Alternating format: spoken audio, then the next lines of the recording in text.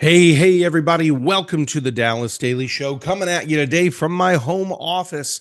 We have been talking all week about different theater performative elements. Today, we're talking about singing and emotional intelligence.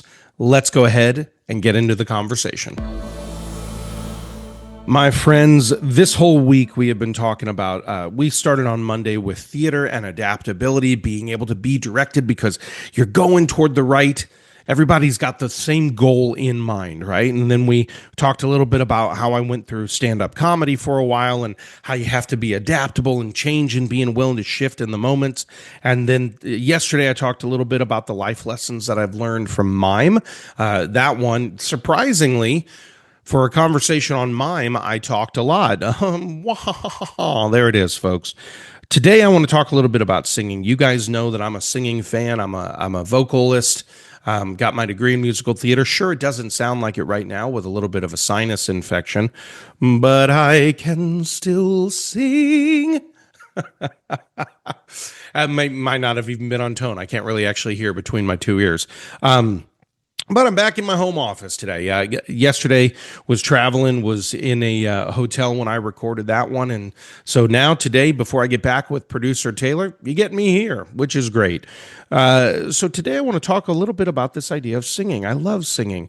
My boys hear me make up songs all the time. Making breakfast, just making breakfast. Whatever it might be. I'm just always singing musical theater style. I love the way that music moves me.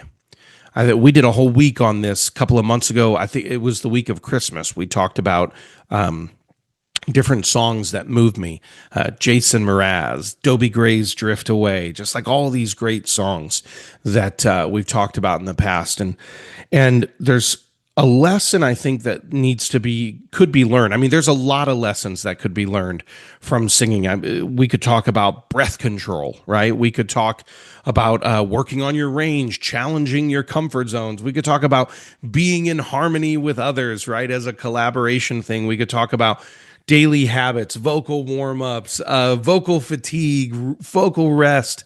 We could talk about all of those things. Today, I want to talk about this idea of vocal dynamics, because too often, good singers,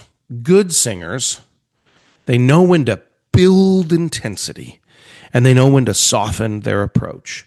They know when it calls for a little bit more and when it calls for a little bit less, right? They know all of that stuff. They know the ups and the downs and the emotion and phrasing and when to pause, when to punch something a little bit different. They know kind of all of that. But part of that is, yes, some of it is written in the song. But a big part of it is when you're performing in the moment, you're there with the crowd, you're there with the people, you're there with the audience. You want to be able to sit in that place with them and have that magic that occurs, that can only occur in that one performance.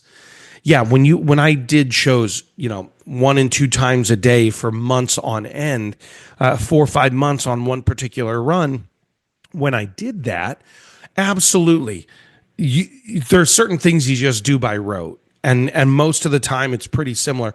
But there was also these moments where something was captured, something happened and occurred that was unique only to that one audience. Unique only to them. And that happens often.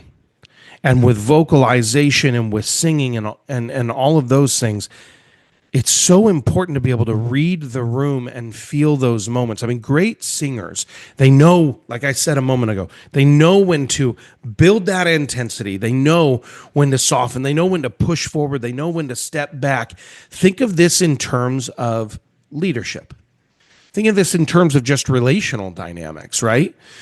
Emotional intelligence is kind of like, what would it be? It's like mastering your vocal dynamics.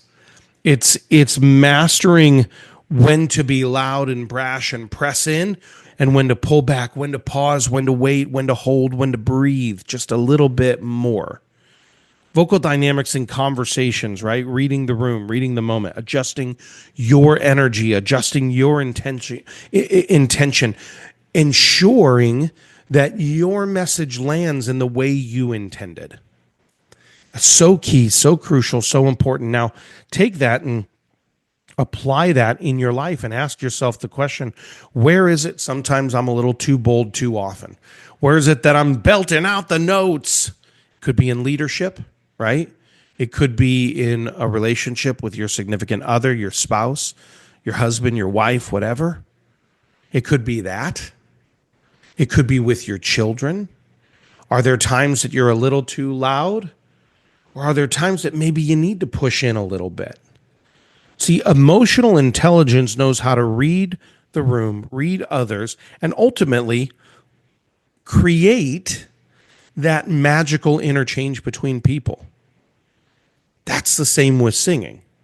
So just in your own life right now, just consider, are there some places that maybe I don't have the right, quote, dynamics of relationship? That maybe and maybe there's a little too much drama, or maybe there's not enough of that, right? Are there places in your life that you think to yourself, no, I need to be able to vocally read that room a little bit better, that relationship a little bit more. Maybe I need a softer touch. Maybe I need a couple more pauses. Maybe I need to not react so quickly. Maybe what I need is just a little love, right? That's it. I just want you to think about that. That's all I got for you today, my friends. Tomorrow, I'm going to tell you a little bit about my time doing some stunt work and high falls and all of that fun stuff. So be sure and join us tomorrow here, my friends. But in the meantime, go out there, have a championship day. Thanks for listening to my dad's podcast. For more tools, go to DallasDailyShow.com. Be sure to like, subscribe, and share. Thank you.